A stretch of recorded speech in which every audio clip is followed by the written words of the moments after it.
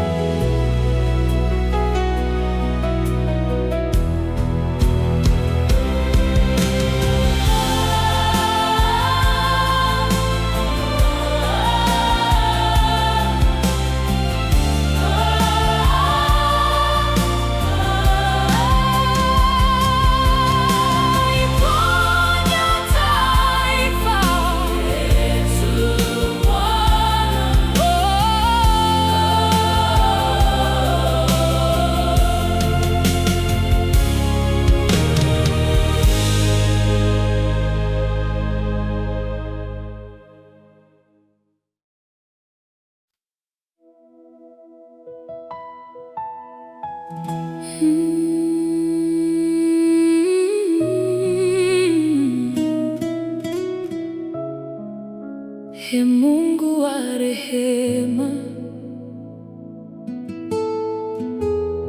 tunasimama mbele zako leo kwa ajili ya taifa letu, kwa ajili ya watu wako. Tunalia kwa uponyaji, uponyaji wa taifa. Kuna machozi yasiyoonekana, kuna majeraha yaliyofichika, kuna mioyo iliyovunjika inayohitaji mkono wako. Kuna watoto wanaolia, kuna familia zilizochoka, kuna wengi waliopoteza tumaini wakisubiri nuru ya kesho. Ee Mungu wetu, tusikie tunapoinua sauti zetu. Hakuna mwingine kama wewe, mponyaji wa watu wako. Tunakuja mbele zako kwa unyenyekevu na imani, tukiomba rehema zako ziguse nchi yetu. Ponya taifa letu Bwana, rejesha mioyo yetu. Ponya taifa letu Bwana, futa machozi yetu. Ponya taifa letu Bwana, tuletee amani yako. Ponya taifa letu Bwana, kwa nguvu za upendo wako. Ondoa chuki na migawanyiko, ondoa majeraha ya zamani, panda mbegu za msamaha ndani ya mioyo yetu. Tufundishe kupendana kama watoto wa baba mmoja, tufundishe kujenga pamoja badala ya kubomoa, na kizazi kinachoinuka